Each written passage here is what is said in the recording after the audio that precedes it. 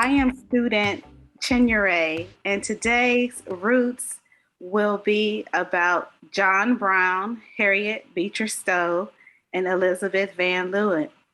We have Dr. Judith as assistant professor as well presenting today.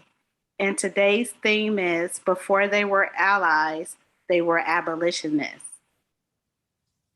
So who are we? Here you see a picture of our first Roots class and our Professor Ernie that presents regularly for the Roots program. So let's help everyone have fun. 1, listen to the speaker. 2, email us when you have a question. 3, explore the books shared today. And above all, 4, have fun. And 5, share what you learn with others. And if you would like to get in touch with us, just email us at contactus@thethirdinstitute.org. This class is dedicated to Joyce Arellano. Joyce has tirelessly recorded Roots from the Fountaindale Library since December 2018. Her dedication has kept Roots going in person through the pandemic and recording classes online for independent enjoyment. The Third Institute has created a Sheroes Award given to Joyce for 2021. Please enjoy this gift when it arrives, Joyce. Who was John Brown? John Brown was born in Torrington, Connecticut in 1800. John Brown was an abolitionist. John worked to abolish or end slavery during the 1800s. John grew up in a family who had anti-slavery views. John lived in multiple states and worked various jobs to earn a living. Here's a picture of John Brown. And as a reminder, an abolitionist is someone who believes enslaving people is wrong. How did he reach his goals? John Brown provided funds to support the publishing of books by Black literary abolitionist authors. For example, author David Walker's An Appeal to the Colored Citizens of the World, and also author Henry Highland Garnett, A Call to Rebellion. John supported the Underground Railroad and gave land to those who escaped slavery. He also started an organization in Massachusetts called the League of Gileadites, committed to promoting enslaved people to resist slave owners. How was he successful? John Brown became an anti-slavery militant and went with his sons to Kansas Territory and Missouri to fight against slavery. He developed a plan to fight a war against slavery in Virginia. John Brown made this plan a reality on October 16, 1859, when he and 21 other men raided the Federal Arsenal in Harper's Ferry. John was wounded, captured, and died on December 1st, 1859. Kids, let's learn more. Did you know John Brown was friends with another Roots hero? Frederick Douglass. Confederate troops. It came as a surprise ambush from a now legendary abolitionist, a man some say was America's very first terrorist. On the night of October 16th, 1859, a white man named John Brown and 18 of his anti-slavery supporters approached Harper's Ferry from Maryland to the northeast and captured the town's bridges. Their mission was to launch an assault on the U.S. Armory, steal a cache of weapons, and use them to arm runaway slaves so they could launch their own attacks on slave owners and foment a rebellion. When Brown and his men arrived in Harper's Ferry, they were all armed and ready to die for their abolitionist cause. They quickly stormed the armory and started taking hostages. But almost immediately, the plan started to go terribly wrong. A passenger train happened to pull into Harper's Ferry, and Brown's men stopped it, but then decided to allow it to continue on. When they train later arrived in Baltimore, passengers alerted authorities that Harper's Ferry was under attack. By then, Brown had moved his hostages here to this brick building. Our next person that we will discuss is Harriet Beecher Stowe. Who was Harriet Beecher Stowe? Harriet Beecher Stowe was born on June 14, 1811 in Litchfield, Connecticut. Harriet Beecher Stowe attended Hartford Female Seminary and later became a teacher at the seminary. She enhanced her writing skills and started writing essays. And she published over 30 books. How did she reach her goals? She combined her moral upbringing and writing skills to depict the perils of slavery in a fictional novel book. Here's a quote from Harriet Beecher Stowe. "Talk of the abuses of slavery, humbug. The thing itself is the essence of all abuse." In response to Congress' 1850 fugitive slave law, Harriet Beecher Stowe wrote 41 installments of Uncle Tom's Cabin in the National Era newspaper in Washington, D.C. from March 1851 to March 1852. Here's another quote from Harriet Beecher Stowe. "No ornament of a house can compare with books. They are constant company in a room, even when you are not reading them." How was she successful? Stowe's work helped the National Era newspaper increase its subscriber readership. The book gained national attention and sold over 300,000 copies. Uncle Tom's Cabin increased anti-slavery views and awareness nationally. Harriet Beecher Stowe's quote is, "I never thought my book would turn so many people against slavery." Let's learn more. Hi, welcome to the Harriet Beecher Stowe House. Today we are in the bookstore room, which was actually added to the house after the Beechers lived here. It's part of our new addition, 1908, when the Montfort family lived here in the house. And this room was originally a fancy dining room, but it's had a strong and colorful history since then. So the Beecher family moved away in 1851. Harriet and Calvin had already moved back east in 1850. The house became residence for other Lane professors for a while, and the Montfort family purchased the house in 1865. They're the ones that did most of the major renovation and remodeling of the house, including adding the staircase room and this room, which was originally their fancy dining room. That was in 1908. But by the 1920s, this neighborhood of Walnut Hills had become a vibrant African-American business district. So in 1929, when little old white lady Mary Montfort lived here by herself, she moved out of the house, and then it became an African-American boarding house. There were 19 people living here in upstairs rooms. So small apartments, 19 people living here according to the 1940 census.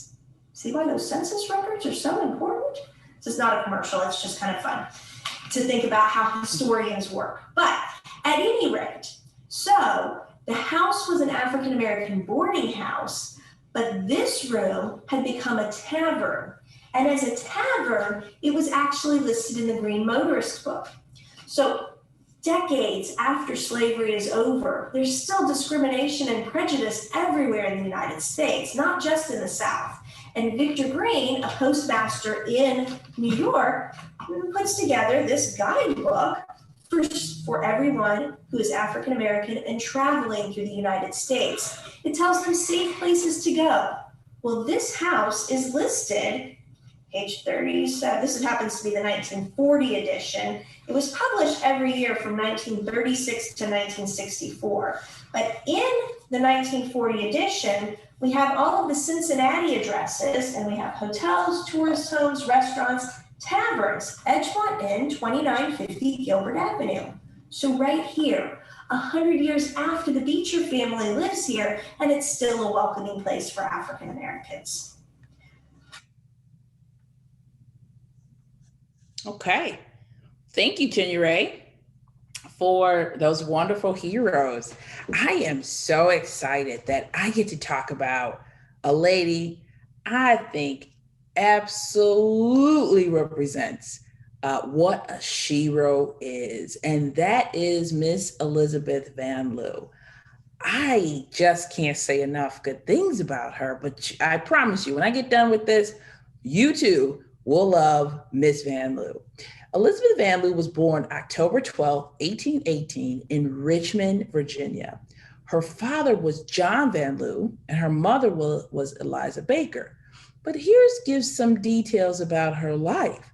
Her grandfather was an abolitionist and mayor of Philadelphia from 1796 to 1798. Wow. So her grandfather was an abolitionist, maybe why she too despised enslaving people. Her family sent Elizabeth to Philadelphia for her education at a Quaker school. Quaker schools taught children enslavement was wrong. When her father died in 1843, Elizabeth Van Lew and her mother freed all of the family's enslaved people, but they didn't just free them. They went on to emancipate the enslaved people, which is a little bit different than just freeing them. Freeing them means that you release them out into the world, but that they're still not able to get a job or buy a home or take care of their family. So she then gives them emancipation papers that allows them to roam freely, get a job, do all those things to make them successful. And you'll learn later why that's so important. And those that could not go out and get jobs and become contributing citizens, she hired them as indentured servants in her home, including a shero you may remember, future Union spy Mary Bowser. Wow. Just think, if she had not freed and emancipated those enslaved people, Mary Bowser would never have become the incredible spy that she did.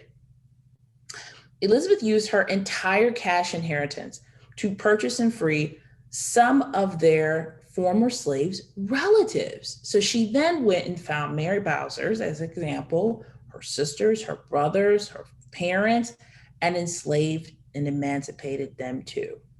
For years thereafter, Elizabeth's brother was a regular visitor to the market where enslaved people were sold. When a family was about to be split up, he would purchase all of them, bring them home, and give them freedom papers. So back then, women couldn't go to the market and purchase enslaved people, but her and her brother devised a plan, and her brother did it and was able to save so many people. How did she reach her goals? Well, Elizabeth was an abolitionist, and Professor Chenure told you a little bit what that means. She worked to undermine the war efforts of the South. The South at that time were people who felt like we should keep enslaving people. We have that right. So she wanted to win the Civil War and was really successful at it. She had been so successful in her spying activities because she had feigned lunacy, and this idea won her the nickname Crazy Bet. So she says, if people think I'm crazy, they really will leave me alone. And so she had this incredible network of spies. What you see there is a code that she created for her network of spies.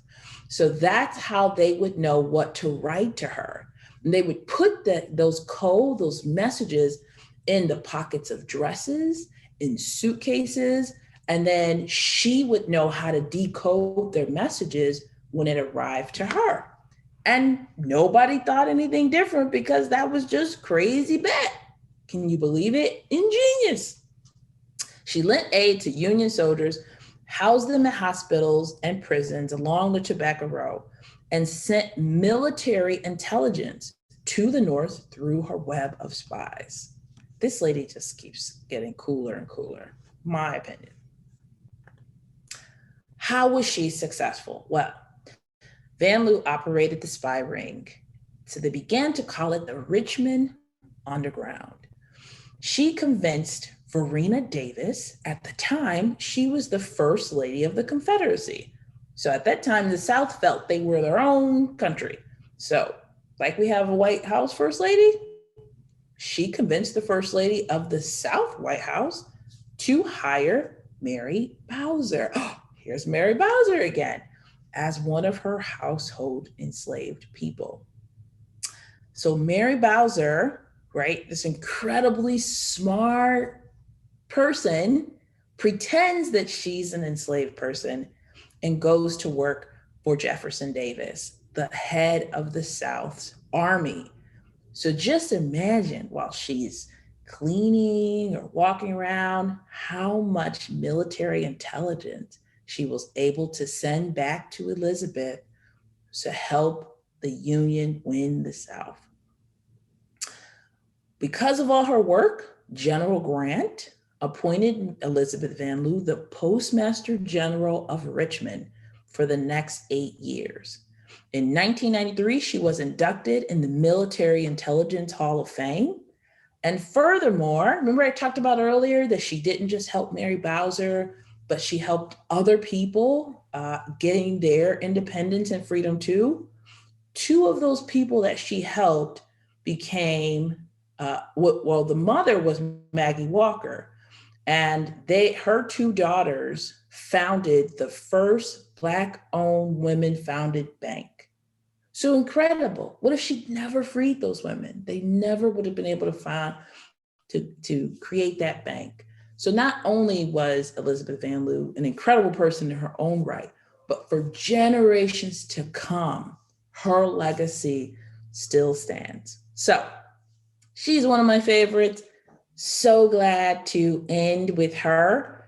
And we're going to show you a quick snippet of another Roots video you may want to check out when Professor Ernie talks about Elizabeth Van Lew and how she helped Mary Bowser. Who was Mary? Ernie's exact date of birth was unknown. Some assume the year was 1839. She was emancipated from being enslaved in 1840. She worked for the family and with paid wages, sharpening her intelligence, reading, writing, and studying books. In 1861, she married William Bowser and settled outside Richmond, Virginia. What did she do to achieve her goals? Wanting to help win the Civil War, Elizabeth Van Lew, her friend, and Mary devised a plan. Mary's brilliance would make a perfect spy in the Confederate leader, William Davis's household. Mary left her home and traveled to Virginia, knowing she would be arrested without the appropriate freeman papers. She was arrested, spent 4 months in jail, and sold into slavery by Jefferson Davis's wife. Now, you've been that shocking, but if you didn't know what this means, it means she wanted to go to jail. But don't get started afraid, or she went nutso. She wanted to get closer to Jefferson Davis's. With her photographic memory, she can clean the home and recall every paper she saw. Wow. So now you know the story of how Elizabeth and Mary worked together to help win the Civil War. That story still to this day gives me goosebumps. And lastly, as always, we've got some books here for you to check out at your local library. like Professor Ernie always says. And we also shared with you the Elizabeth Van Loo walking tour, where you can go and learn more, either virtually or in person, where her house is. And last but not least, we have a Roots manual that you can get a free copy of by sending an email to this email address. Only the first 100 copies will be free. The others are already slotted to give to other people. But if you would like a copy and to learn more about cool folks like we talked about today, John Brown, Elizabeth Van Loo, and Harriet Beecher Stowe, email us and we will give you a copy. And since this is our last Roots for hiatus, just want to say again, thank you, Fountaindale Public Library. You've been an incredible partner and supporter. And more importantly, thank you, Joyce Arellano. It's your support that got us here. And thank you to all of our subscribers who have been with us in person through the pandemic on video. We continue to deliver this programming all this time since December 2018 because of you. And with that, we're signing off. Take care.